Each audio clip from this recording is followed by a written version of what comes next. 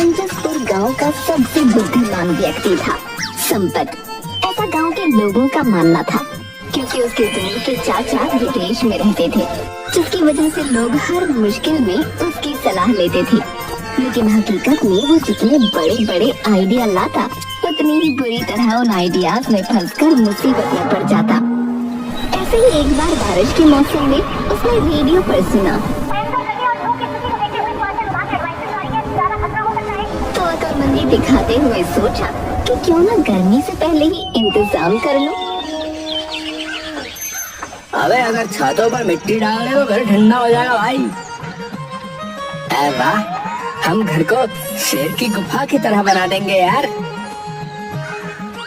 संपत ने खुद अपने घर के छत पर 10 बोरी मिट्टी डलवा दी। लेकिन अगले ही दिन तेज बारिश हो गई। मिट्टी गीली होकर घर के अंदर गिरने लगी। चारों तरफ कीचड़ ही कीचड़ नजर आने लगा।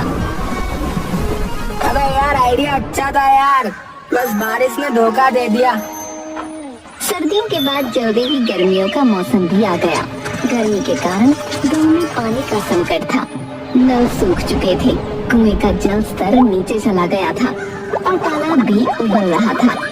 गांव वाले बूंद बूंद पानी बचाकर रखते थे, लेकिन संपत को तो अपनी बुद्धिमानी दिखानी थी।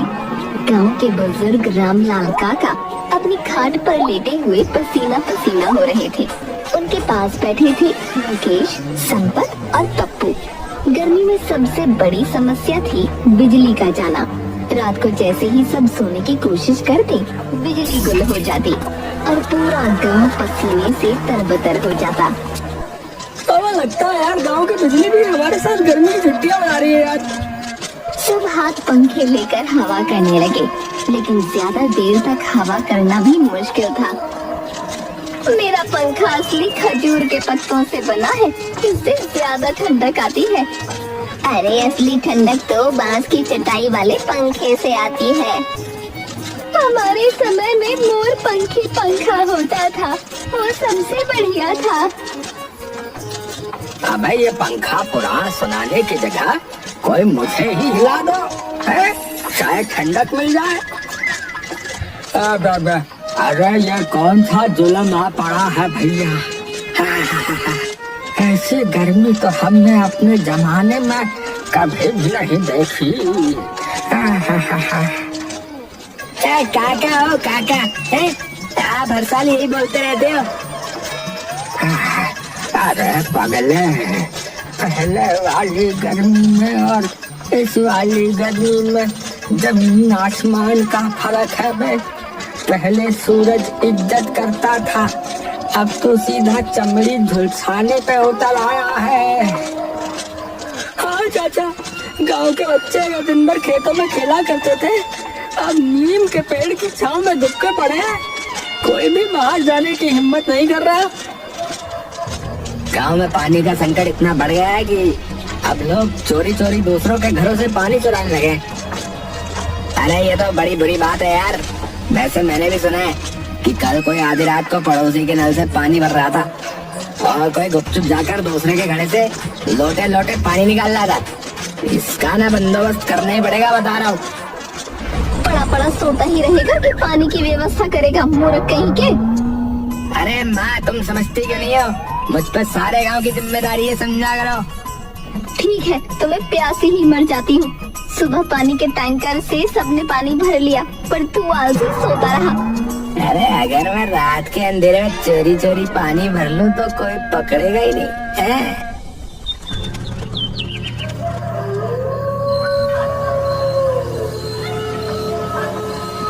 रात के समय संपत दबे पांव मोहन काका के घर पहुंचा, जहाँ एक बड़ा सा मटका रखा था। उसने धीरे से लोटा डाला ही था कि अचानक संपत का पैर फिसला और वो मटके के साथ खुद भी फिसलकर कीचड़ में गिर पड़ा। अरे कौन है रे? गांव वाले लालटेन लेकर बाहर आ गए। जैसे ही उन्होंने कीचड़ से सने संपत को देखा, उसे चोर समझकर ढूंढने लगे। अरे अरे मोरी भैया, कहाँ टूट गई रे? अरे ये तो अपना संपत है, तो यहाँ क्या कर रहा है रे? चाची, मैं बस देख रहा था कि आपका मटका जो है सुरक्षित तो है। अबे मटके को देख रहा था या नहाने आया था? हाय भैया, मैंने तो पानी लाने को कहा था और तो नहाने ही बैठ गया। अरे पूरे गांव की जिम्मेदारी है ना मेरे ऊपर। संपत के बहाने सुनकर सब हंसने लगे। आखिरकार संपत पकड़ा गया। संपत की अच्छी पूजा की गई। दूसरी तरफ कुछ ही दिनों बाद ऐसी गर्मी में गांव की बिजली भी कट हो गई। संपत ने फिर सबको समझाते हुए कहा, अरे भाइयों, मेरे चाचा विदेश में है, विदेश में सारी जिम्मेदारी मेरी है। ऐसे मौकों पर विदेशी सरकार के खिलाफ आवाज उठाते हैं। तो देर किस बात की है संपत, चलो आज ही चलते हैं। उसकी अगुवाई में सभी गांव वाले झुंड बनाकर बिजली ऑफिस पहुंचे और बिजली बाबू के खिलाफ नारे लगाने लगे। बिजली विभाग मुर्दाबाद मुर्दाबाद, बिजली विभाग मुर्दाबाद मुर्दाबाद। लेकिन संपत को जब महसूस हुआ कि नारों से कुछ नहीं होगा, तो निर्णय लिया कि बिजली दफ्तर के बाहर धरना दिया जाएगा। अगले दिन सुबह सुबह गांव की महिलाएं, बच्चे और बुजुर्ग बिजली दफ्तर के बाहर जमा हो गए। ये नारे लगाने लगे, बिजली विभाग मुर्दाबाद मुर्दाबाद, बिजली विभाग मुर्दाबाद मुर्दाबाद, बिजली विभाग मुर्दाबाद मुर्दाबाद। जब तक बिजली आएगी नहीं, धरना यहीं पर जारी रहेगा। बिजली चाहिए, तुरंत चाहिए। धरने पर बैठे लोगों के हाथ में अपने अपने पुराने पंखे थे, जिन्हें वो लगातार घुमा रहे थे, मगर फिर भी पसीना रुकने का नाम नहीं ले रहा था। ऐसी गर्मी तो मैंने अपने पूरे जीवन में नहीं देखी भैया। ये क्या हो रहा है भगवान? अबे भगवान को मत कोस, ये वही गर्मी है जो हर साल आती है, बस इस बार थोड़ी ज्यादा तीखी लग रही है। इस बार सूरज को लगता है किसी ने लाल मिर्च खिला दिया। सभी ठहाका मारकर हंस पड़े। गर्मी से बचने के लिए सबने फैसला किया कि कहीं ठंडी जगह ढूंढी जाए। गांव के पुराने पीपल के पेड़ के नीचे जाने की योजना बनी। सब पीपल के पेड़ के नीचे पहुंचे और जैसे ही बैठे, तभी ऊपर से एक कौवा उड़कर मुखिया बुंदेल सिंह के सिर पर बीत कर गया। अरे ये क्या बदतमीजी है? कौवा भी जानता है कि गर्मी में दिमाग गर्म रहता है, फिर भी शरारत कर रहा है। मुखिया जी, ये तो शुभ संकेत है। कहते हैं जिस पर कौवा बीट कर दे, उसकी किस्मत चमक जाती है। लो, कर दी तुम पर बीट। इसका मतलब अब मुखिया बंदेल सिंह की किस्मत खुलेगी, बिजली आएगी, भाग्य खुलेगा है भाई। सब ठहाका लगाकर हंसने लगे, लेकिन कुछ ही देर में भीषण गर्मी से धरने पर बैठे सबको ठंडे पानी की तलब लगी। गांव का कुआं सूख चुका था और तालाब में केवल कीचड़ बचा था। हैंडपंप से भी गर्म पानी निकल रहा था। अरे ये पानी है या चाय का उबलता हुआ भगोना? धरने पर बैठे आधे से ज्यादा लोग ही बेहोश होने लगे। तब संपत ने आकर घोषणा कर दी, भैया ऐसा है, गर्मी के कारण धरना जो है ना स्थगित किया जाता है, लेकिन संघर्ष जारी रहेगा बता रहे। गांव वाले ये सुनकर संपत को कोसते हुए अपने अपने घर लौट गए। बिजली नहीं आई, लोगों को लू लग गई अलग। जब गर्मी से बेहाल गांव वालों को किसी तरह भी ठंडक नसीब नहीं हुई, तब संपत, गोलू, पप्पू और बबलू ने एक अनोखी योजना बताई।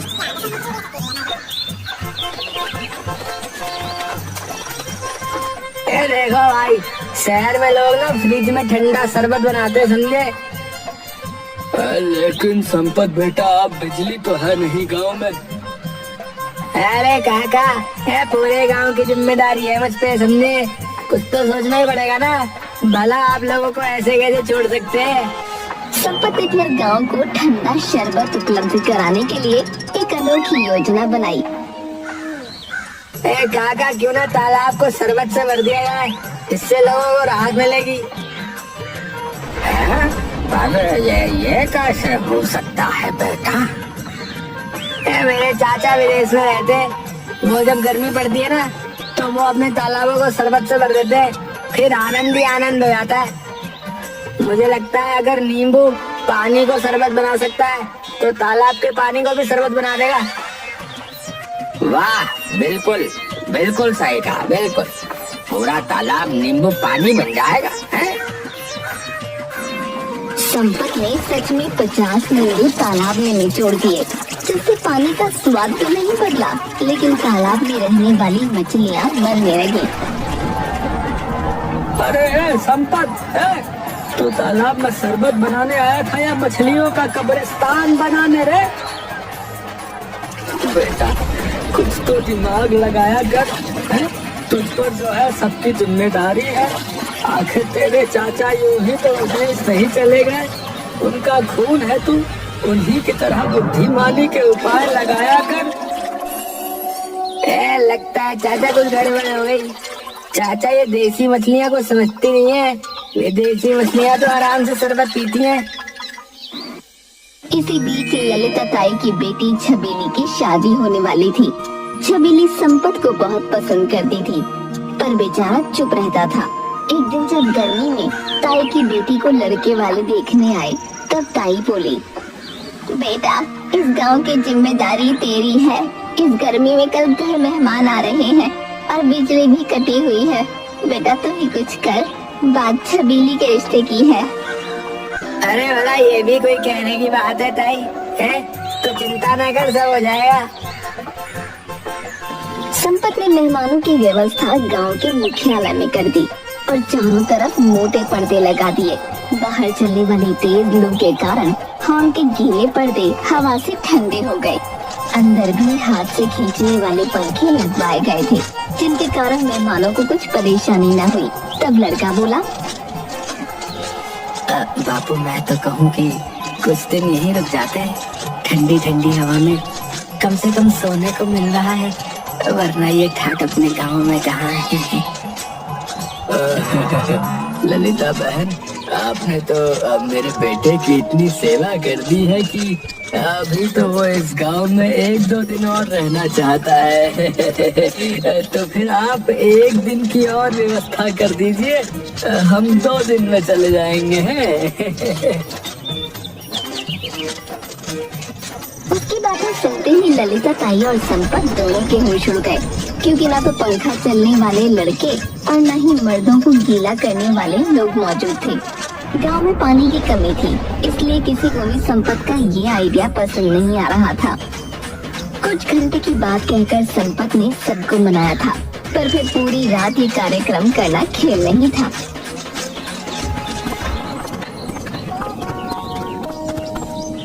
अरे बेटा संपत, अब क्या होगा? कहीं बेटी की शादी टूट तो नहीं जाएगी? कुछ करना होगा। अरे ललिता बहन, ये भी तो सोचो, एक तो गांव वालों ने बेटी की शादी के नाम पर अपने घर से थोड़ा थोड़ा पानी दिया था ताकि कुछ घंटे गुजर जाएं। अब पूरी रात के लिए भला वो पानी कहाँ से देंगे? हे राम, फिर तो ये रिश्ता टूटा ही समझो।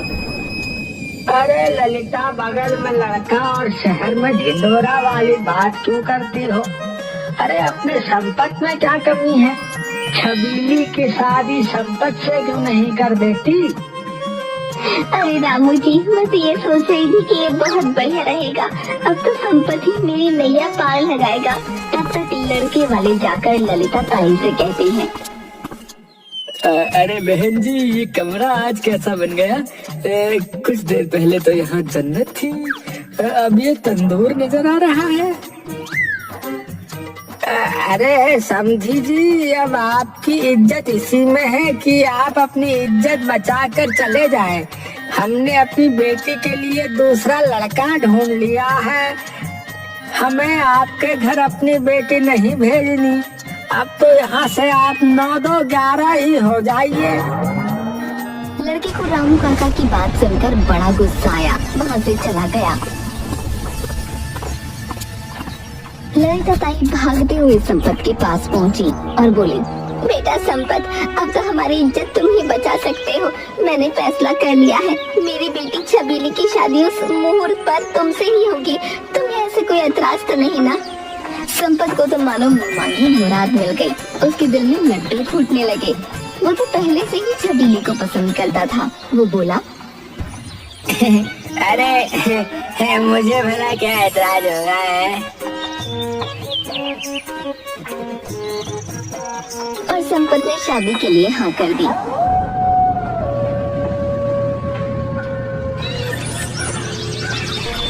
और शादी वाले दिन बारात निकलने से पहले संपत के चाचा ने माथे से पसीना पोंछते हुए गरजते हुए कहा, बारात नहीं निकलेगी, हाँ नहीं निकलेगी। रेडियो में आज दोपहर में 45 डिग्री तापमान का ऐलान हुआ है। ऐसे में निकले तो बारात में हम लोग नहीं बल्कि भुने मुर्गे पहुंचेंगे, बता रहे हैं। पूरे गांव में हड़कंप मच गया। दूल्हा संपत चौंक गया। अरे ये क्या कह रहे हो चाचा, बारात काहे को नहीं निकलेगी? बेटा, हम बारात निकालेंगे तो वापस घर आने के लायक नहीं रहेंगे। इतने गर्म तंदूर में आदमी पक जाता है, बारात तो बारबेक्यू बन जाएगी बेटा। अरे बेटा देख जरा, अभी से इतना पसीना बह रहा है, पहुँचते पहुँचते तो तेरा सेहरा भीग कर लटक जाएगा। गर्मी से राहत पाने के लिए संपत के दोस्त बबलू ने एक अनोखा उपाय सोचा। उसने एक बड़ा मिट्टी का घड़ा लिया, उसमें बर्फ डालकर एक पुराने पंखे के सामने रख दिया। हेलो चाचा, ठंडे हो जाओ, अभी बना हमारा देसी कूलर, अब बारात ले चलो ना। कुछ देर राहत मिली और नतीजा वही टाई टाई थे। हलवाई अलग परेशान हो रहे थे। गर्मी की वजह से रसगुल्ले रस में बदल रहे थे और गुलाब जामुन सूख कर काले पड़ रहे थे। मैं तो जाऊंगा, छबीली मेरा इंतजार करती होगी। बापू बारात कैसे निकलेगी बता रहे हूँ। अरे घन चक्कर ज्यादा आशिक मत बन। हाँ, छबीली अब तक धूप में कबीली बन चुकी होगी। मैं आया बड़ा कहीं का, मुझे ही कुछ करना पड़ेगा। हाँ, तू ही बोलता है ना कि सारे गांव की जिम्मेदारी तेरी रहती है, तो इस शादी की भी जिम्मेदारी तेरी ही हुई, समझा? अब बता क्या करें?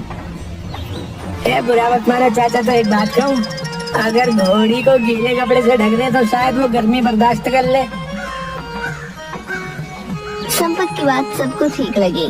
संपत को घोड़ी पर बैठाकर जैसे ही घोड़ी पर पानी डाला गया, गर्मी में परेशान पानी से भीगी घोड़ी बिदक गई और सीधा भाग निकली।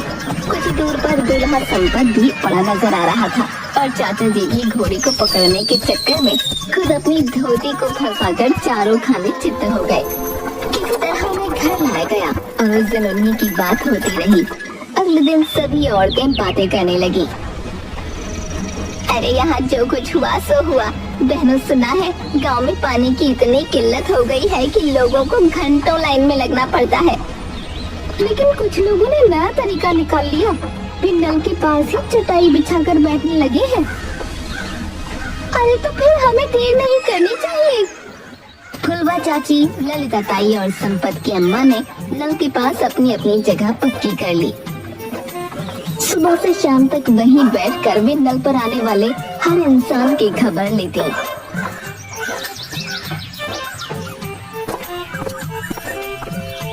अरे ललिता, कल तूने 2 बाल्टी पानी भरा था, आज फिर आ गई। अरे चाची क्या करूं, पसीने से ज्यादा ही नहा रही हूँ। गोलू और पप्पू ने सोचा कि वे भी अपनी बारी जल्दी लेंगे। उन्होंने वहां आकर अपना तौलिया डाल दिया ताकि लगे कि उनकी जगह पक्की है। लेकिन जब वो 2 घंटे बाद लौटे तो उनका तौलिया गायब था और उसकी जगह रामलाल काका की लुंगी टंगी थी।